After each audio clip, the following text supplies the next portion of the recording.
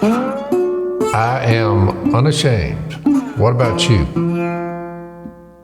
Welcome back to the Unashamed podcast. We're you would never know this, audience, but we are a day late in recording.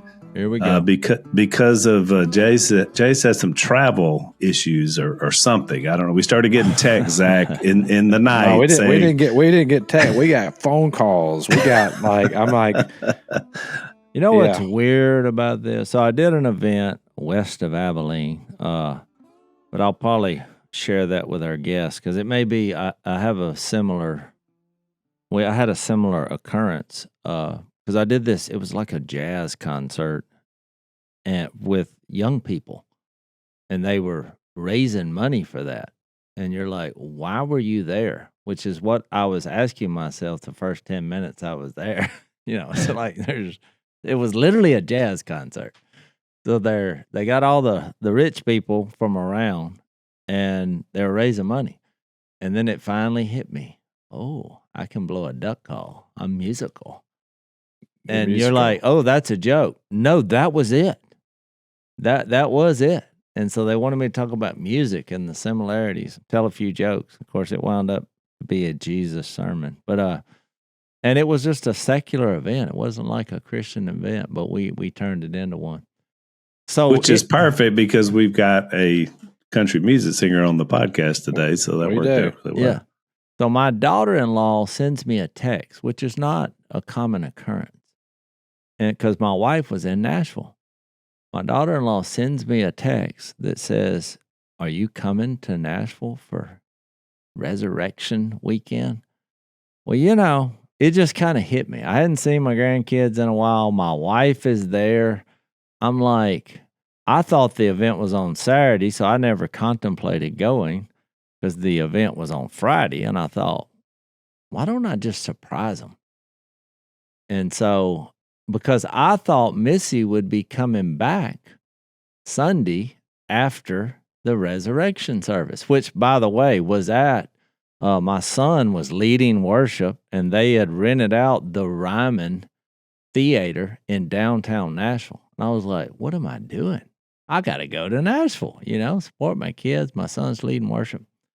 And so I made the change. I had to tell one person. So I called Reed because I was like, because I'm going to need a ride here, at some point from the airport and all this kind of stuff. So you're surprising Missy. Yeah, I'm surprising Missy and my daughter-in-law, Reed's wife, and, my grandkid. I mean, so I kept the secret.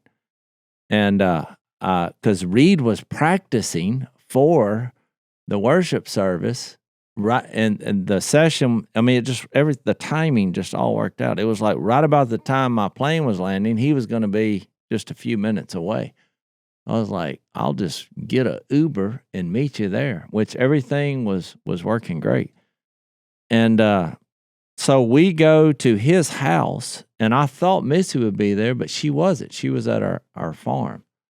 And so then when she wasn't there, because I had a prank in mind. Here's what I was going to do. I was like, you go in and say you picked up a hitchhiker in the neighborhood, and you're going to fix him a meal.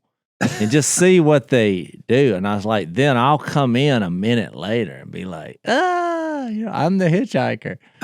So that was the plan. But and for a few fleeting seconds until they recognized who it was, they would believe the story. Well, that was my thinking. Yeah, that was my thing. It'll be great. We'll take pictures. It'll be good.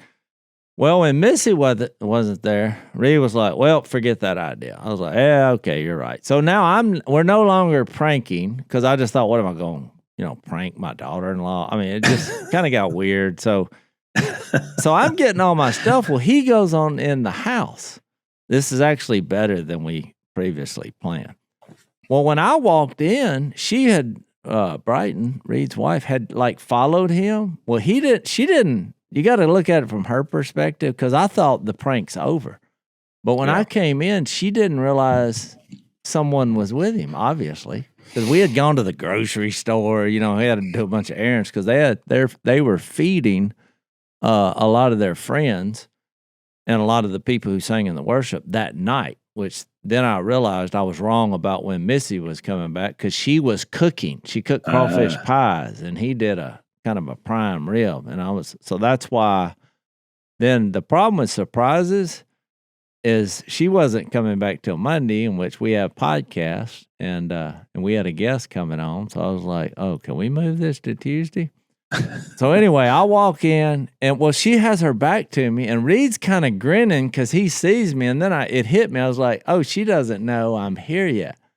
So I just walked up and put my arm around her from the back, just put my arm around her shoulder. When she looked at me, I'm going to try to imitate what she did. She went, it scared her so bad. So it wasn't like an emotional, like, I'm glad to see you. She was fearful. I'm going to tell you, This is terror. Terror. It was terror to a degree that she started violently shaking even after she realized it was me. Well, then I was like, Reed was laughing. I was no longer laughing. I thought, are you okay? And she was, no. I mean, it scared her. I was like, well, your husband was right here. I mean, it terrified her, and I apologized the rest of the weekend. And then I was so distraught that we then talked about, she was asking me a lot of biblical questions for 3 hours. We were waiting for Missy to be there, and I was going to lay down on the couch, and then when she came in, I was going to pop up. But we got so enthralled in this conversation because Reed fell asleep on the couch that Missy pulled in without either one of us knowing it, and she just walked in. And you're sitting there. I'm just sitting there. And she's like, what are you doing here? So it was like, no surprise. So then I was like, wow. No surprise happened. All I did basically with the surprise is terrorize my daughter-in-law. And then Missy was like, what are you doing here? Well, how are you going to do podcasts? It was immediately went into the smart person in the room, which is logistics. Logistics. We have a logistical nightmare. So then I bumbled off and started making calls saying, what are the odds we can push this back a little bit? Which then, what's weird is our guest is from Nashville. Yeah. I was in Nashville, and then we had to rearrange the whole schedule so we could come down to Louisiana and have a podcast. So that's on y'all. We should have just... I do think we need to get a little Nashville situation set up there. Let's do it. Because we're in Nashville a lot, me and you. Our kids are there. Let me tell you this story. You're not going to believe this. Because when you go to Nashville, things happen. Things happen? You're never going to guess what happened on Sunday morning. All right, we go to the Easter service. We're at the Ryman. I mean, it's it was packed. I saw it on Instagram. Everything was. So I go outside after the service. I was actually looking for a bathroom, and that because they wouldn't let me in. And look, it was complete facial profiling. So I terrorized not only my daughter-in-law but the security guard because I was like, I really need to go to the bathroom. He said, "You're not coming in there." I was like, I was just in there, because I walked out. Yeah. And then I was like, oh, I got to go to the bathroom. He's like, no. So I wound up bribing some company that hadn't opened next door to let me in. I was like, but I had to go get Missy. I was like, she's with me, and this is an emergency. And so anyway, guess who I bumped into, who went to the same service I did with a friend of my son's, which is weird. Guess who I bumped into just outside the Ryman on the sidewalk while I'm looking for a bathroom? Dave Ramsey. No, Brock Purdy, the starting quarterback for the San Francisco 49ers. Remember I told the story a few weeks ago about one of his offensive linemen meeting me at my house during his bye week, coming to Jesus. And it all started from a conversation that he heard Brock having with somebody else about he was ready for Jesus to come back, and it convicted Colton, led him to me, and I was like, what in the world? And he's like, small world. And so I'm glad we got to meet. So we took a pic. Missy, it was Missy's idea, because somebody asked me that, because I told my son asked me, he's like, did you ask for the picture or did he? And I was like, no, number one, he was way more popular than I was.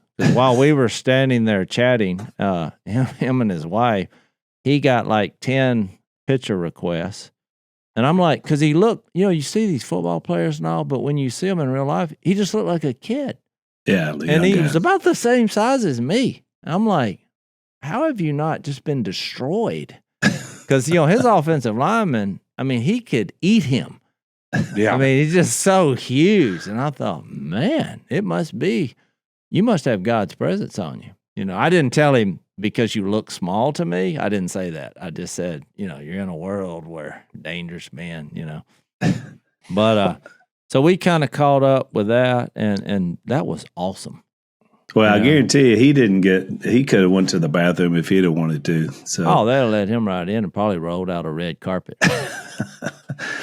So, all right. So we got some guests coming on. We're super excited about. So we're going to take a break, and when we come back, we'll introduce our folks from Nashville that are on the podcast. So one of the things that people are realizing, especially with inflation and, the economy's been a little bit rocky, is that personal debt is at an all-time high. And I can relate to this because when I was in full-time ministry, especially, Lisa and I always struggled with debt, especially in our early years. We also had a premature baby. And so we just had these issues that, continued to plague us throughout our early life. And so we understand that. And if you find yourself in a similar situation, you need Done with Debt. This is a group I wish I had known about back in the day. The credit system is rigged to keep you trapped. There's no doubt about that. And Done with Debt has a unique and brilliant escape strategy to help end your debt fast so you can keep more of your hard-earned money. Done with Debt doesn't try to sell you a loan or bankruptcy. Their tough negotiators go one-on-one with your credit card and loan companies with one goal in mind: to drastically reduce your bills, eliminate interest, and erase penalties. Most clients end up with more money in their pocket month one, and they don't stop until they break you free from debt permanently. Look, take a few minutes and visit donewithdebt.com. Talk with one of their strategists. It's free. And listen up, some of their solutions are time sensitive, so you'll need to move quickly. Go to donewithdebt.com. That's donewithdebt.com. So welcome back to Unashamed. We've got some special guests in the house. One is an old face. Well, he's not very old, but he's been on our podcast for Christian Huff. Welcome back, Christian. Thank you. I don't know if you're introducing Jase or me. Man. No, we don't have to introduce Jase. Trust me, he does plenty of introductions on his own. Yeah. I like how this is starting. A man who needs no introduction. Exactly. No, well, honor to be back on the podcast. And today I brought my good friend Connor Smith with me, who's a country music singer. And he's in town to do the podcast. So we're excited to chat with you guys today. So thanks for having us on. So, Connor, welcome to Unashamed Nation. Happy to be here. And he made us feel all at home because we're the only ones wearing camouflage. It's a really good start. Yeah, this was the only sweatshirt I brought, so it just kind of worked out. I like how you roll. I think it fits in for today. What's interesting, Jase, about Connor, I found this out this week, so this is a good connection. With my son Max is in Nashville, and he's playing music too. He met, I think, your manager because he was playing at a place called the Duck Blind. Oh, wait. There's a place wait, in hold Nashville. up. I'm making this connection. He met Jake. Is he in like a band with this girl? Yeah, my daughter. Yep. Okay. This girl called my daughter. Yeah. Sorry. That was the only. But yes. No, they're incredible. They're incredible. So my manager, Jake, who's like my best buddy, he's, young kid like me, and he's at the Duck Blind one night. He starts sending me this videos of this band, and they're up there, and he's like, man, I talked to them after. They know all the Duck Dynasty crew, whatever. And me and Christian have been friends for 2 or 3 years now. And so he sends me all these videos. I'm like, this band's unbelievable. They're way too good to be playing in this Duck Blind, Midtown bar. And then he starts sending me all of their demos because they became buddies. And they're phenomenal. Like, they're real deal. Very, very good. Well, thank you. Well, they can actually sing. Like, when I saw that, I had to familiarize myself with the country music world since I knew you were coming on. We've had a weird relationship through the years. I kind of, had one moment when Country Boy Can Survive came out. Okay, I thought you were gonna say Country Girl Shake It for me, but I didn't know where you fit into the country genre. Country. Further back. You just said a title that I'm really glad I'm not familiar with. Country Girl Shake It for me. No, I missed that one. But because I thought now Country Boy, because I never, we were raised. My dad, he was kind of how would you depict his music? He was kind of a classic rock guy. Yeah, I would call They him. like Queen and Foreigner and Well, he's more CCR. Yeah. yeah. So it was a little. I mean, he liked Leonard Skinner, but Eagles. yeah. But I heard you. You had some outs with Alabama, but we can talk about that later. Not the band, but the Yeah. state. Yeah, the state, just the whole state. Oh, that's my new favorite No, song. it's just the school. Oh, I saw that and I thought this is going to be great. My I wife said, thought the same thing. I thought I like this kid already. I'm going to send that to Jill today. You know what I found fascinating? I was researching you, and I mean that song immediately came up, and I thought, oh, we got some controversy here. I was like, I hate Alabama. I was like, he just went ahead and said it. I swung the bat. Yeah. And then, what I found fascinating was all these people interviewing you, and you're just like, no, it's not really about Alabama football. It's about your ex-girlfriends or whatever. It's like, then I looked at the words of the song, and I thought, looks like it's about Alabama football. It's about both. Yeah, man. I mean, I'm a Tennessee guy, so I grew up like Tennessee. My dad is the biggest Tennessee fan I know, and so we grew up going to games every year. And my entire life, I mean, I'm 24 now, so my entire life, I'd never seen Tennessee beat Alabama. Yeah. And then we put out that song because it was kind of that funny little play on, I hate Alabama because of football, whatever.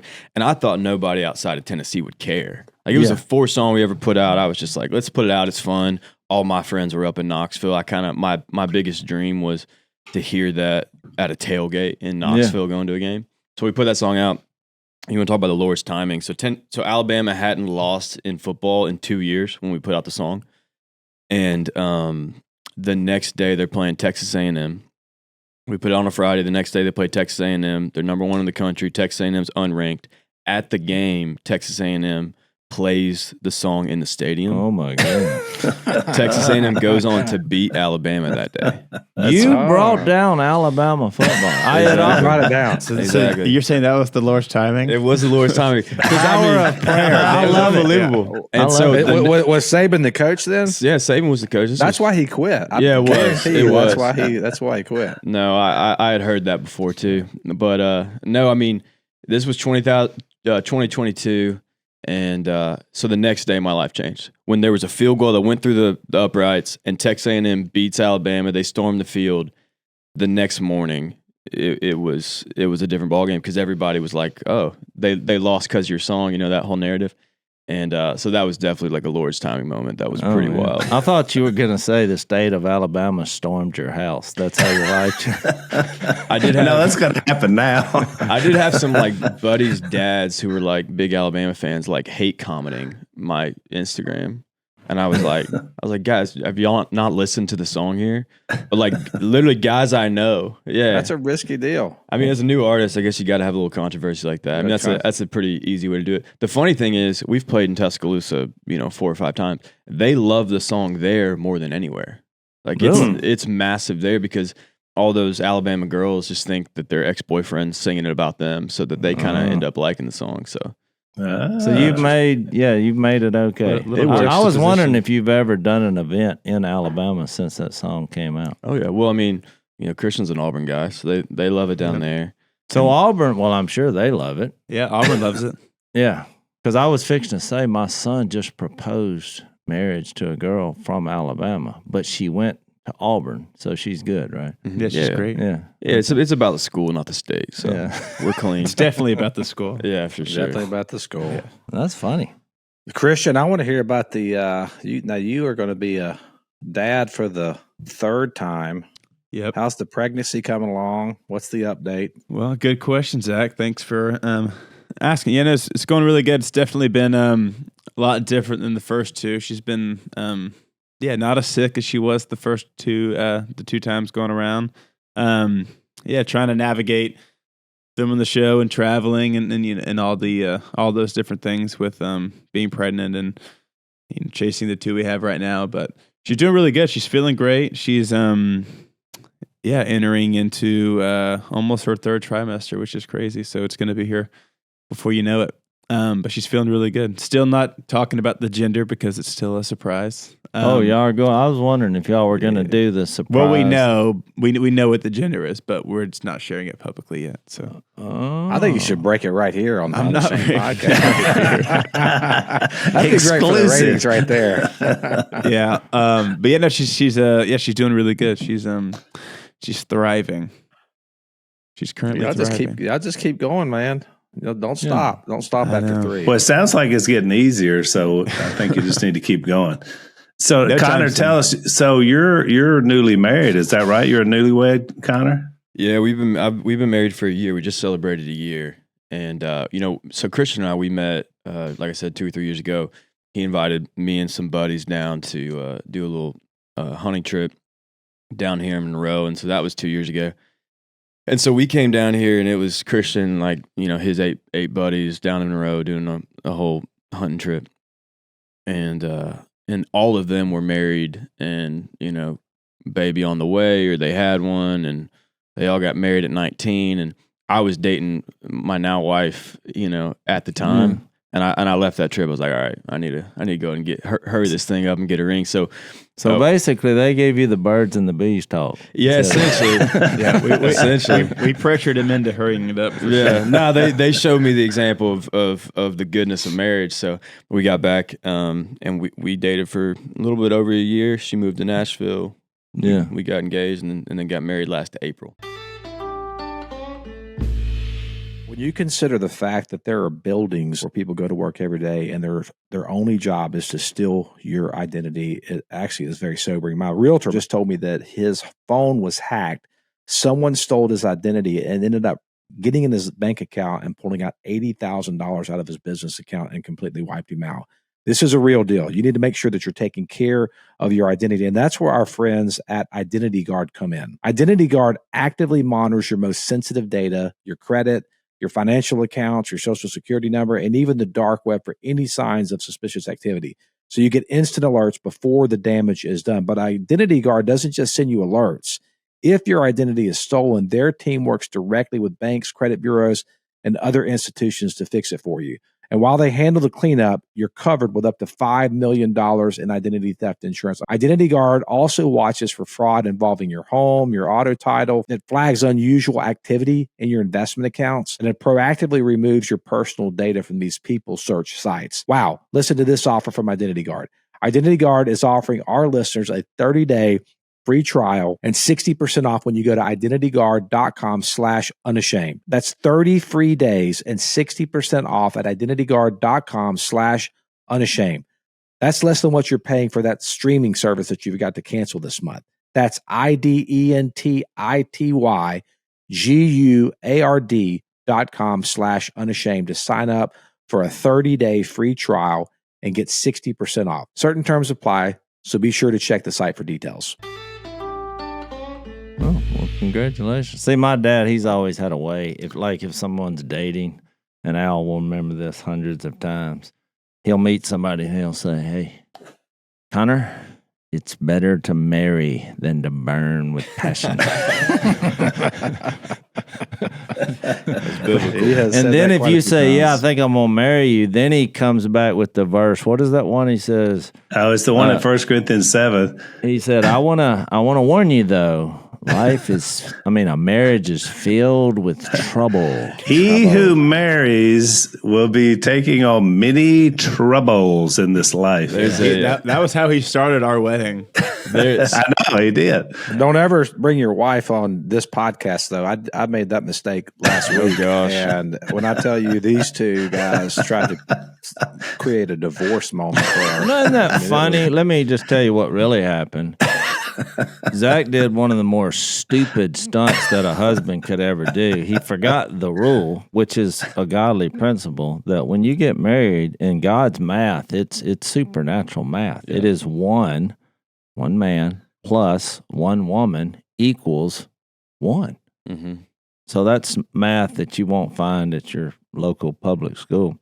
So Zach has this moment that says, "Oh, Florida," because he's a Florida fan. She's from Alabama, and is an Alabama fan, and we probably shouldn't let her listen to this, probably. But trust me, she doesn't listen. So Zach's like, well, I'm Florida basketball goes to the whatever. What do they go to? Final Four. The Final Four, and so Zach he starts buying tickets without remembering the 1+1. So when Alabama was one step away. I mean, when he was buying the tickets, there was a possibility. I waited until they got beat in the Elite Eight, and then. But here's what happened. No, hold on, Zach. I'm not finished. So he invites his son. Never invites his wife. Who's a Florida fan? My son's a Florida fan. Well, because he's like, well, she's not a Florida fan. She's you. Yeah. If you're going to any event, the first invitation is to your wife because 1+1 is 1. Well, and so then he calls her and says, "Can you come pick me up in Louisiana?" So not only did he not invite her, then she drives 11 hours to pick him up, and then it's like, "Oh, while you're here, come on our podcast." So as soon as she party bus, you've taken the story to a different level. Now that's not actually what happened. No, these are the facts. So look, then when she sat down on the podcast, she just exploded. It had nothing to do with me or Al. She said, "I said, are you upset?" And she was like, "Yeah." And she told us that story. Connor needs to know this because the reason why Jill did not get the invite because I was on YouTube and I was doom scrolling and I came across a song "I Hate Alabama" and it inspired me to not invite my wife on the trip. Hey, don't put me in this. Don't put me in this. So is your wife from Alabama? No, she's from North Carolina. Okay, so if Tennessee ever makes it to any kind of championship game, remember, don't say, "Oh, you're from North Carolina." I mean, she's in. It's something you want to experience with your other half that's now become one. Y'all would think this is funny talking about, the marriage is troubled, whatever, Phil says. So we moved into a house, and I'm not going to tell our address, but we moved into a house. And so right when we got married, we bought a house. And so I was like kind of wondering if there was any verse that could be like prophetic over our home or whatever. And so the numbers are 1913. And so I was like, I wonder if there's any verse, 1913. So the first one I looked up was Proverbs 19:13. Well, Proverbs 19:13 is a quarrelsome wife is like a leaky roof. Straight up, first verse. Yeah, you know it's a sign. And so now, when you go to weddings and they'll have the Bible open and they'll have like highlight your favorite verse and write your name. If I know the couple well enough, I'll go highlight Proverbs 19:13 and just sign my name with a heart. I am liking Connor more and more. So Connor, you read that verse and did you then say, "Babe"? Yeah. I called her immediately. No, actually, I think I texted her and I go, "Babe, like, just found this verse. I feel like it's prophetic over our home," and just put Proverbs 19:13. Made her go look it up. Made her do the work to get the laugh, but she thought it was funny. That's funny. I have a question for you, Connor, because I've been looking on Instagram and at some of y'all's posts, and this is so I've talked a lot about in theological circles. You probably heard this. There's what's called the secular sacred divide, and you don't cross over. You got your church life over here, and you got your secular life over here, and those things do not interact. And I think it's one of the tragedies of the church in the last 50 years is that we've adopted this lie that there's these spaces, and I operate under the assumption, and I think the truth, that it's all sacred, it's all His. And so I've been watching you guys. There's these clips that are going viral of your concerts, and it'll say something like, "Worship service breaks out at a country music concert," which is awesome because what you're doing, I think, in this, I'd love to hear about kind of how that, I think our audience will love that.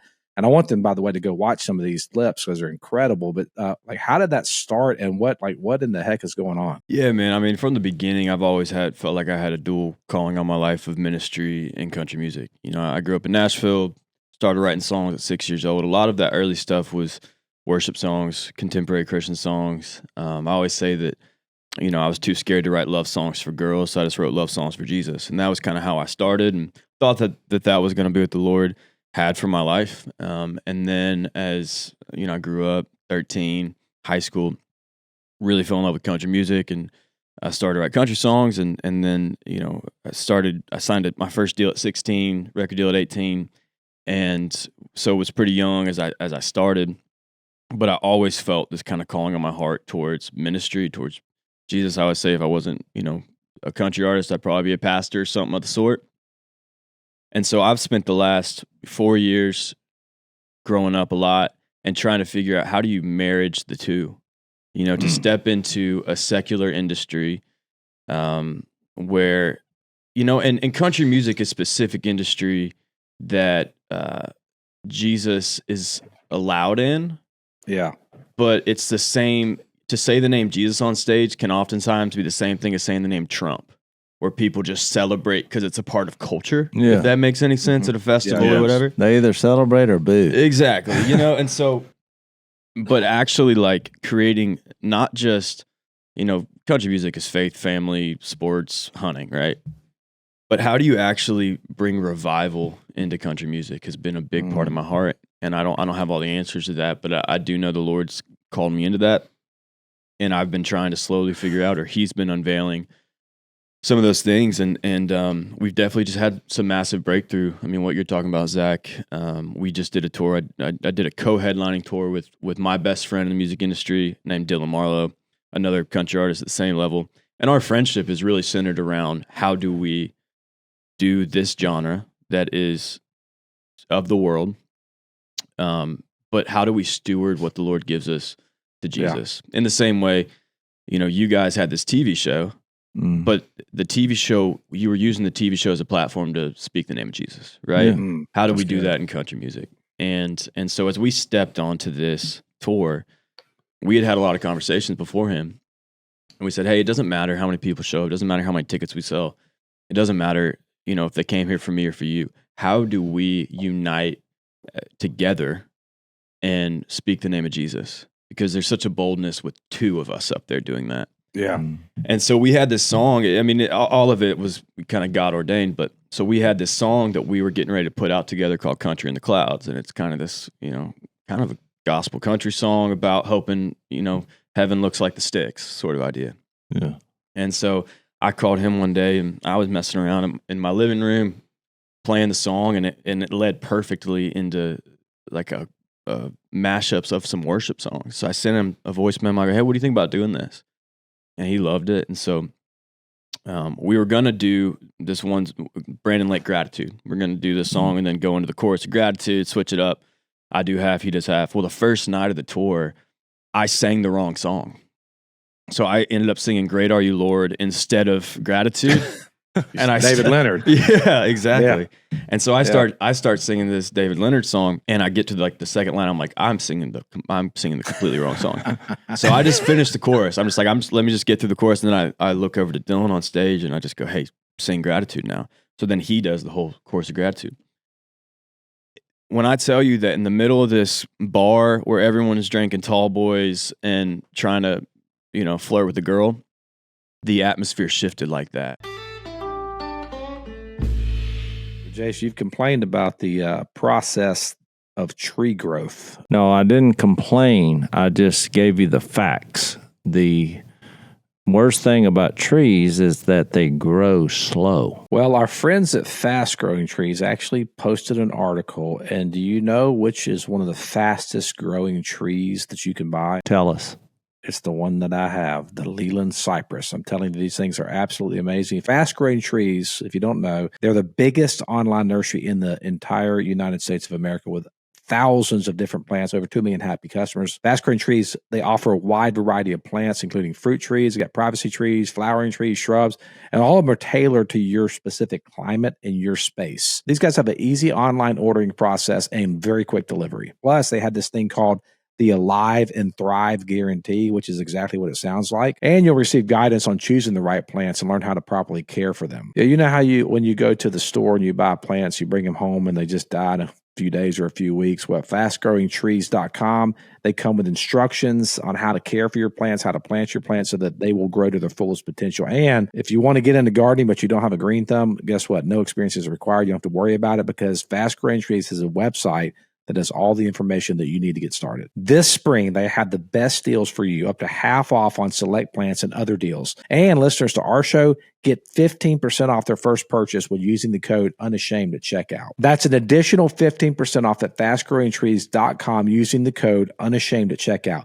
Fastgrowingtrees.com, code Unashamed. Now is the perfect time to plant. Use Unashamed to save today. Offer is valid for a limited time. Terms and conditions may apply. And the presence fell down. I mean, I almost got emotional every night. And there was such a weight in the room that that it brought. And so we did it every night. And every night the Lord came. I've had more comments after the show about how much it impacted people than anything we've ever done. And it was such an eye-opening thing for me and for Dylan to go, man, this is how you represent Christ in these atmospheres. Yeah, that no one's coming there, to encounter Jesus. But man, we've got a platform. We're on the stage. We got 1,200 people looking at us.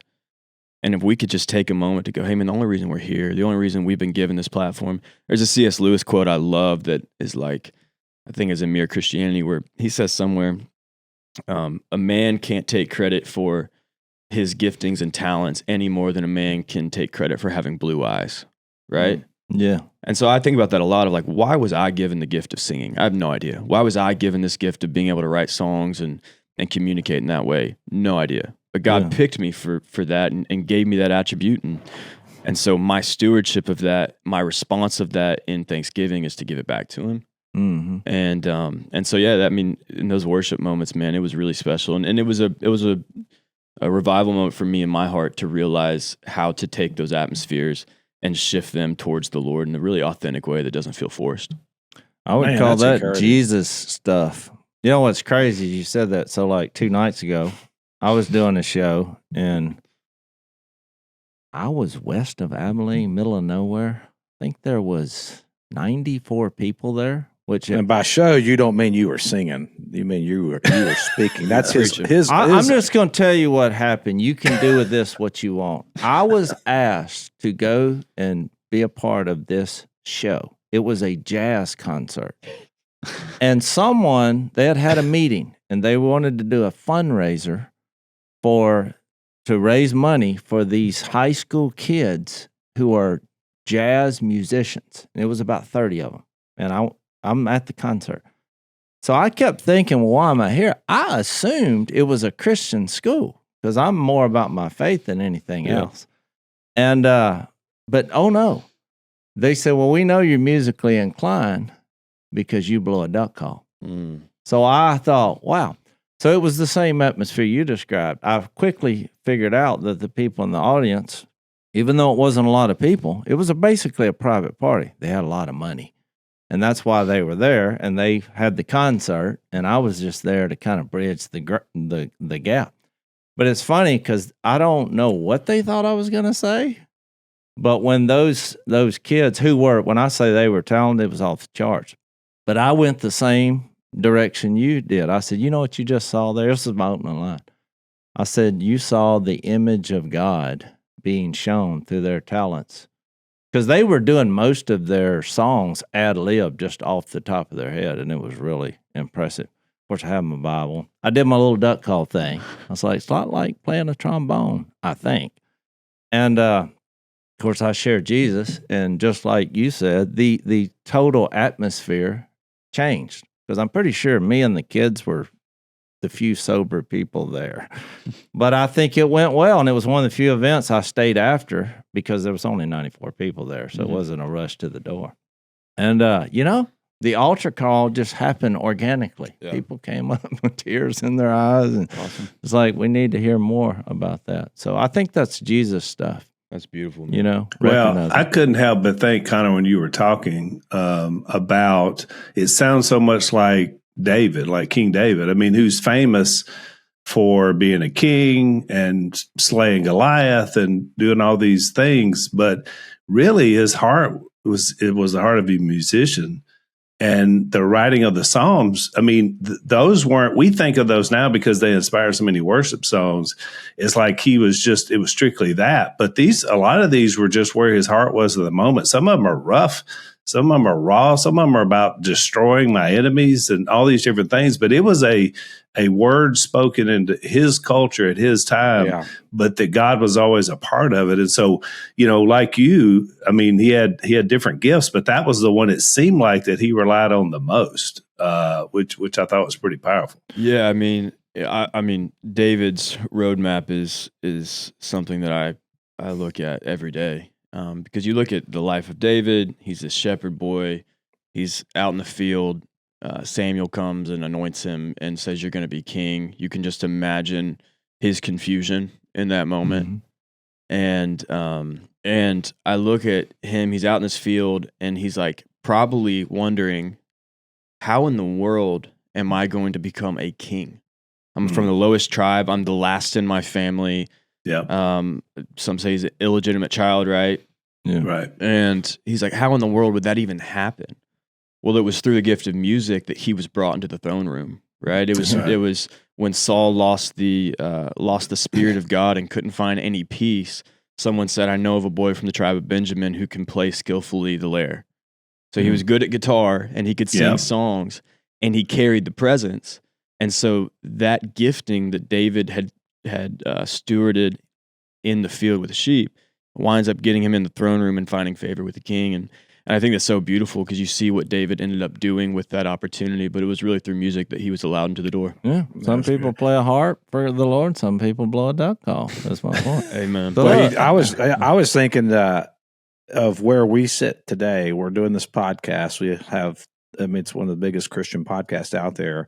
And then there's you guys. Not to brag, Zach.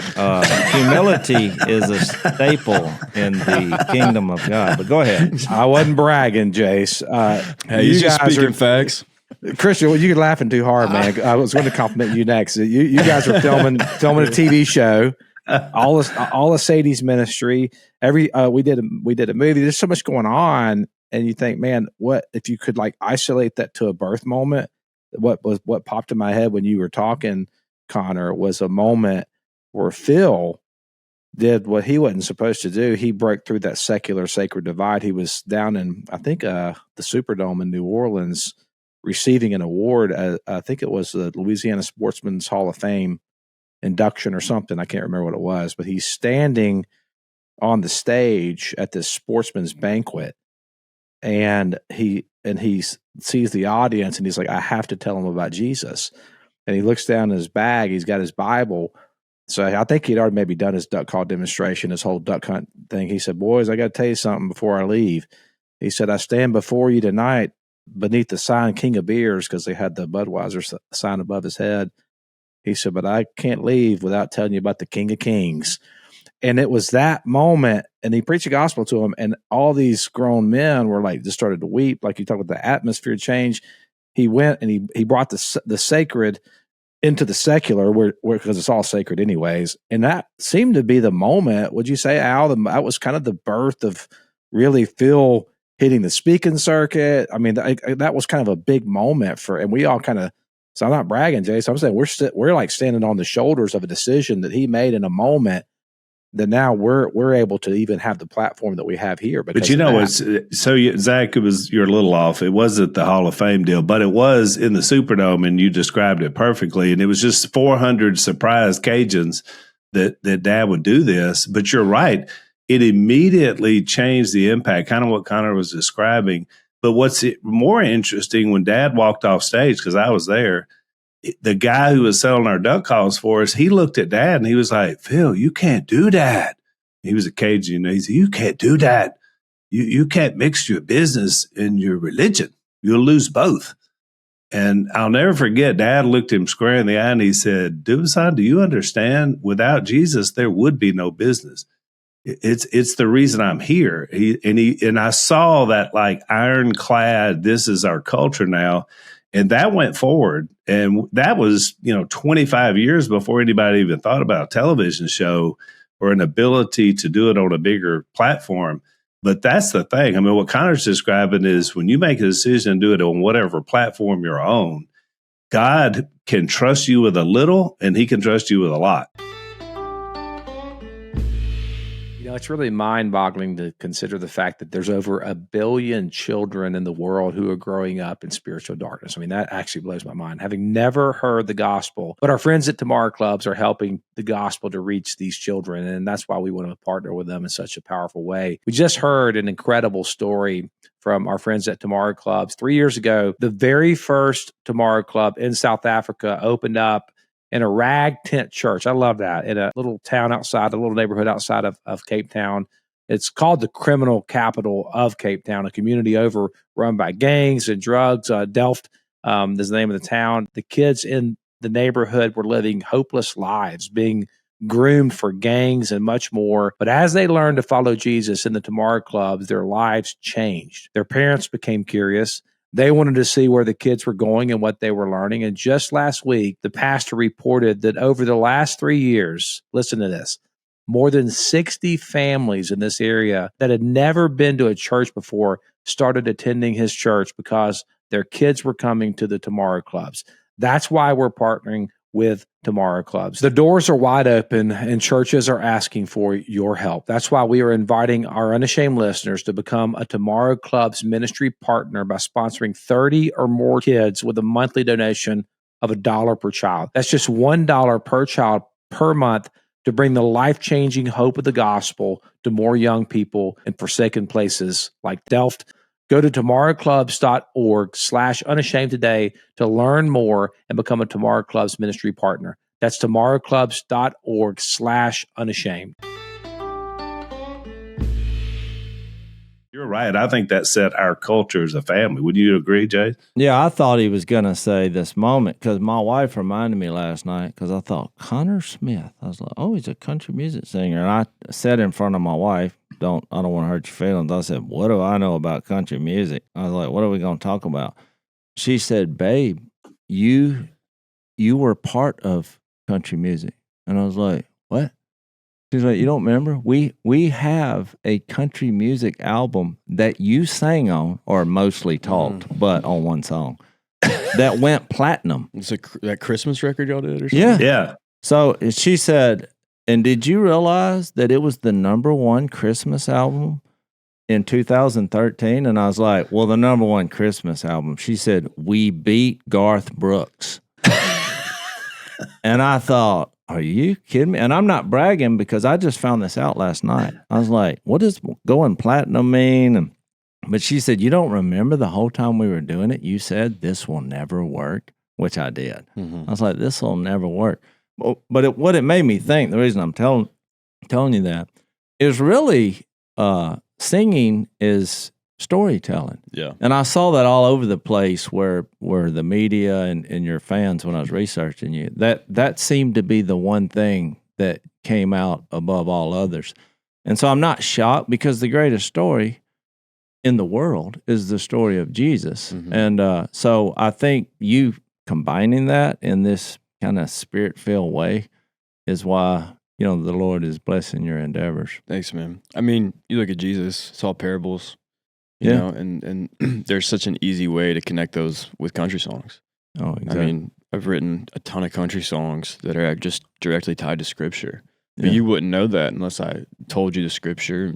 Oh, it makes you smart and clever. I mean, my point was it's the same thing that we did with Duck Dynasty, because when people look at us, they think, oh, a bunch of dumb rednecks, But really, having that connection with the creator of the universe, it immediately makes you way more smarter than you might look. 100%. Yeah. Christian, how did you guys meet up, by the way? So we met up from actually from social media. So me and Sadie spoke. We did a Q&A together in DC at a church. It was a relationship Q&A. I was with my family during the summer, like 3 years ago, and my cousin was playing like Spotify, through the speaker of the house we were in, and he was playing Connor's music.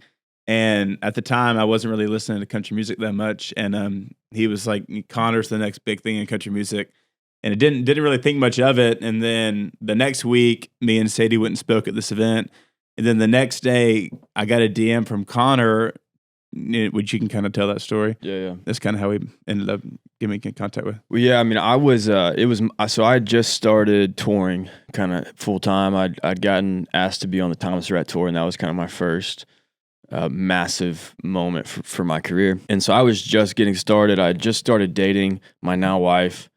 And so much was getting thrown at me. I was in the middle of this big transition of life of touring, being on the road, and just trying to figure out who I was. You know, it's one thing to, say you're going to do it for the Lord, but then you get thrown into the fire and everything gets tested. And so I was really kind of fighting for my faith out there, fighting for my calling, and trying to figure out what that was. And so a lot of that for me was every night on a tour bus, I would just go to bed, listen to a sermon, listening to wisdom, whoever it was. And there was one night, we might not even have started dating, but I was trying to convince her to date me, sort of thing. And so I was listening to a lot of relationship stuff. I stumbled upon their video and of them talking about their relationship, and I was really encouraged by it. So I hit up Christian and just told him, "Hey man, I'm encouraged by your faith and the way that you're walking in this calling, the way that you're standing for biblical manhood in a way that is sincere and approachable, and also for lack of a better word, cool." Yeah. You know what I mean? Mm-hmm. And so we connected through that. And then I think was on his podcast from there. Well, then I invited you to, that's what I'm saying. That's why the timing was so funny, because my cousin was showing me his music. And then the very next week, he had DM'd me talking about how me and Sadie's talk had really impacted him. And then I invited you down after that. Then you came on we duck hunted a couple of days. And then, we've been good buddies ever since. So. Yeah. And then it's cool now, because now Connor's good friends with all my friends. So we kind of all got a little group hang going on. So it's been fun. So Connor, did you grow up watching the show when it was on? Oh yeah, every Wednesday night. I mean, we go to church on Wednesday, come home, watch as a family, which was, it's cool. It's wild. I mean, even being in this building right now, this building's famous in my head, right? Kind of weird. Like right next door is the duck call room. Yeah. So this is Connor, easier. do you listen to Unashamed? Do you have an opportunity to ever listen to the podcast? Yeah, I listened to Unashamed a good bit. That was like Zach said, one of the biggest Christian male podcasts, right?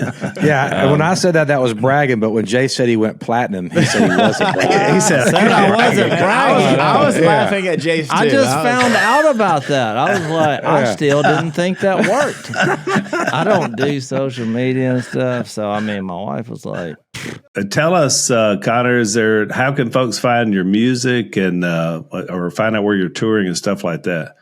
Yeah, man. Connor Smith Music, CONNER Smith Music on pretty much all the social medias, Instagram, and then ConnorSmithMusic.com is the easiest way to do it. Well, your story is amazing. I want to leave you with this. Psalm 19:13, written by King David, says, "Keep your servant also from willful sins. May they not rule over me. Then will I be blameless, innocent of great transgression." So he gave you a 1913. I gave you a replacement. Thank you very much. I needed that for my marriage. And tell your wife we said hello as well. Christian, it's always good to have you as well. Connor, God bless you and what you're doing. We're 100% behind you to tear down that wall and be Jesus' servant in front of people and for people is an amazing calling. So we're excited to see where God takes you and all that. Praise God. Thank you guys. Connor, just when I thought I was done with country music, the Lord sent you and pulled me back in. Which is actually funny. You said you're going to work on the duck blinds later because the river's rising. He has a song called "The Creek Will Rise." Really? Yeah, that's our you'll have to listen to it going down to go fix the remember blinds. this: when the creeks rise, I'm moving blinds. This is a once in a 5-year opportunity to get the blind on the X. Come on. Well, we got a song coming out Friday called "Country in the Clouds." That's just a Jesus country song, so you'll like that one. Oh, all right. I'm excited. Country in the Clouds. Now I'm excited. Everybody look for it. Connor, God bless you, brother. We'll see you next time. Thank you for being on Unashamed. Thanks for listening to the Unashamed podcast. Help us out by leaving a rating and review on Apple Podcasts. And don't miss an episode by subscribing on YouTube And be sure to click the little bell and choose all notifications to watch every episode.